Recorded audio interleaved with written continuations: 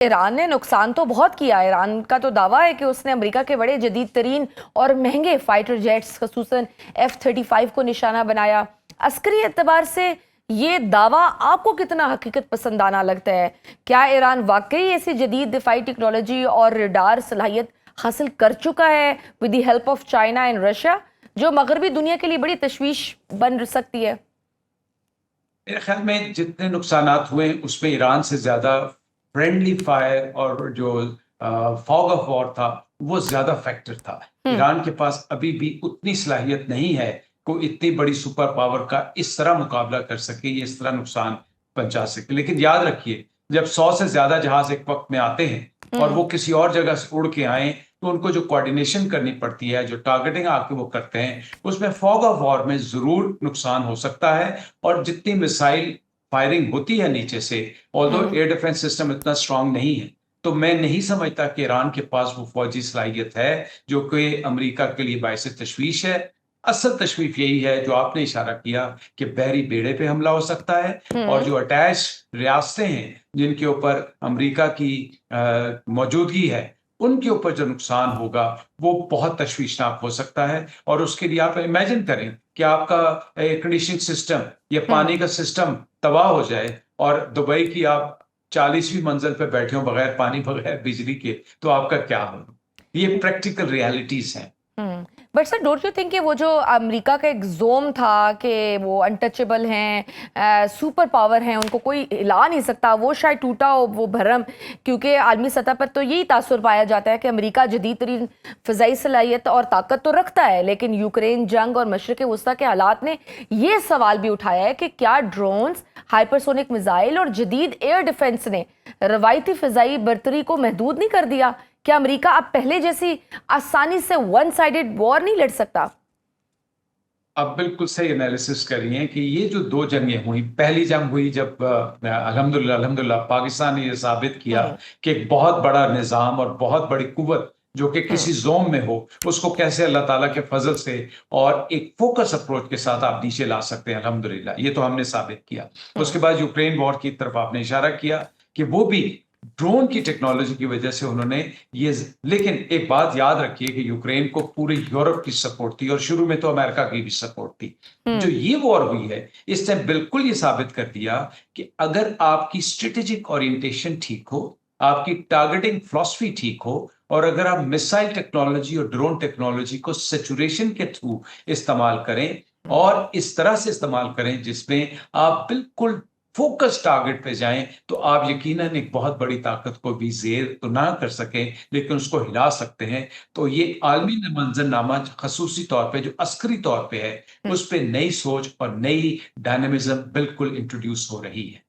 بالکل. Sir last question, Pakistan کی بھی بات کریں گے. ان تمام حالات میں مسلسل دہشت گردی کا نشانہ بن رہا ہے پاکستان. شمالی وزیرستان کی تحصیل شیوا میں سیکیورٹی فورسز کی سینیٹائزیشن آپریشن کے دوران گزشتہ 24 گھنٹوں میں 22 خوارج ہلاک ہو گئے. جس طرح اچانک ہم دیکھ رہے ہیں فتنۃ الہندوستان نے اپنی کارروائیوں میں اضافہ کیا ہے، آپ کیا سمجھتے ہیں پاکستان بھی دوبارہ افغانستان اور بھارت کے حوالے سے کسی بڑے آپریشن کی جانب بڑھ رہا ہے؟ دیکھیں، بھارت کی طرف سے تو ایک بات سب کو کلیئر ہو جانی چاہیے کہ اس کے جو بغض اس کے اندر ہے اور جو وہ ہندواتا سوچ ہے، کیونکہ ان کی جو سیاسی لیڈرشپ ہے وہ ایک بغض کا شکار ہے اور وہ پاکستان سے یقینی طور پر نفرت کرتی ہے. اور یہ صرف اللہ تعالیٰ کا فضل ہے جو اللہ تعالیٰ ہمیں سیف رکھے اور ہم ان کو یہ ثابت کر دیتے ہیں کہ ہم اپنے عزم اور اللہ کی رحمت اور اپنے ارادوں اور حوصلوں سے اور لیڈرشپ کی کوہرنس سے ان کو ایک میسج دے رہے ہیں. تو یہ تو وہ لگے رہیں گے. دوسری طور پہ جب آپ کو اللہ تعالیٰ سفارتی محاذ پہ جب آپ کو اتنی کامیابیاں دیتا ہے تو وہ بھی ان سے ہضم نہیں ہوتی. تو یہ جو آپ جس طرف اشارہ کر رہی ہیں بلوچستان میں اور KPK میں، یہ ہوتا رہے گا. اور ہماری تھی کہ ہمارا جو مغربی ہمسایہ ہے وہ اعلیٰ کار بنا ہوا ہے، لیکن اس کے پیچھے ڈیفینیٹلی ہندواتا سوچ اور ہندو، لیکن میں ابھی بھی یہ نہیں سمجھتا کہ ہندوستان میں اتنی صلاحیت موجود ہے. وہ ادھر بھبکیاں تو دیتے رہیں گے ان کے وزیر جو ان کے، لیکن وہ دوبارہ جرت نہیں کریں گے مس ایڈونچر کرنے کا، نہیں کریں گے انشاءاللہ بیکاز انہیں یہ پتا ہے کہ پاکستان کی افواج خاص طور پہ پاکستان کی فضائیہ انشاءاللہ دوبارہ ان کو وہ سبق دکھائیں گے اللہ کے فضل سے جس کے وہ متحمل نہیں ہو سکتے۔ سر اس وقت جو صورتحال بن رہی ہے اس میں امریکی صدر کی مسلسل دھمکیاں، ایران کے جارحانہ جوابی بیانات، خلیج میں بحری کشیدگی اور اسرائیل کی سیکیورٹی تشویش، کیا یہ سب صرف نفسیاتی جنگ ہے یا واقعی خطہ ایک بڑے فوجی تصادم کے دہانے پر کھڑا ہے؟ اور اگر امریکہ اگلے چند دنوں میں دوبارہ حملہ کرتا ہے تو پھر کیا یہ محدود کارروائی ہوگی یا پھر باقاعدہ جنگ کا آغاز سمجھا جائے گا؟ کیونکہ ابھی تو یہی لگ رہا ہے کہ جیسے ڈپلومیسی کا جو ونڈو ہے وہ مزید سکڑ رہی ہے۔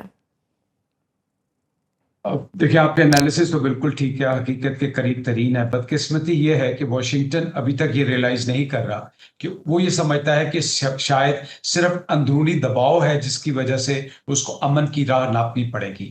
حقیقت یہ ہے جو آپ نے بتایا، ہمارے جیسی بہت سی ریاستیں ہیں اور نہ صرف ہم اس سے متاثر ہو رہے ہیں بلکہ ساؤتھ ایشیا کے علاوہ جو یورپ متاثر ہو رہا ہے اور جو دنیا کے دوسرے ملک متاثر ہو رہے ہیں۔ دیکھیں چین جیسی جو عالمی ریاست ہے، عالمی طاقتیں ہیں، روس ہے، وہ تو برداشت کر جائیں گے، لیکن واشنگٹن کو یہ ریلائز کرنا پڑے گا کہ اندرونی دباؤ کے ساتھ ساتھ جو معیشت کا دباؤ دنیا کے لیے بڑھ رہا ہے وہ ایک بہت بڑا المیہ بن رہا ہے۔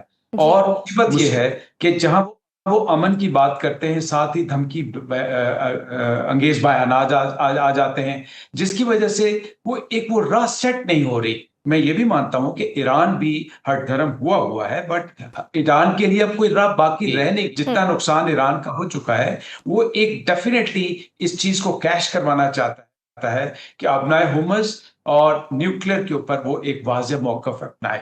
لیکن اصل بات جو ہے، جو طاقتور طبقہ ہے جو کہ خاص طور پہ واشنگٹن ہے، اس کو یہ ریئلائز کرنا پڑے گا کہ دنیا جس معاشی نظام کی ابتری کی طرف جا رہی ہے اس کا حل اسی میں ہے کہ بجائے جنگ کو مزید، جنگ کے ساؤ کو مزید گہرا کیا جائے، اس کا پرامن حل تلاش کیا جائے۔ صحیح، کیونکہ ٹرمپ صاحب کا ہم دیکھ رہے ہیں کہ وہ ایک طرف تو ایران کے ساتھ بڑے مثبت پیش رفت کی باتیں کرتے ہیں، پھر دوسری طرف حملے کی کھلی دھمکیاں بھی دے رہے ہیں۔ Seems like he is very frustrated. کیا آپ سمجھتے ہیں کہ یہ امریکی داخلی سیاست، انتخابی بیانیہ اور فیس سیونگ کی حکمت عملی ہے، یا واشنگٹن اب واقعی یہ سمجھ چکا ہے کہ ایران کو عسکری طور پر فیصلہ کن دھچکا دینا ضروری ہو گیا ہے تاکہ اس کے بعد ہی وہ شاید ان کی شرائط کے اکارڈنگلی ٹیبل پر آئے؟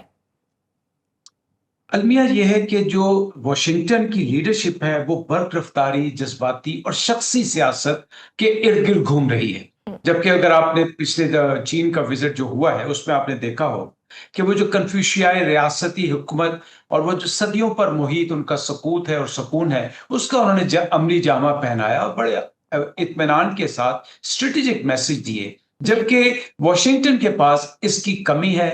ان کی جو وار ٹیم ہے، یہ میرے خیال پہلا وزٹ تھا جس میں وہ امریکہ کا کوئی بھی صدر وزیر جنگ کو چین لے کے گیا، اور ایک یہ بھی واضح میسج یہ تھا کہ وہ 17 کے قریب سی ای اوز کو اپنے کو جو ٹاپ لائن ان کے اے آئی، بینکرز اور کارپوریٹ سیکٹرز اور کمپیوٹر سیکٹرز کے لوگ تھے ان کو لے کے گئے۔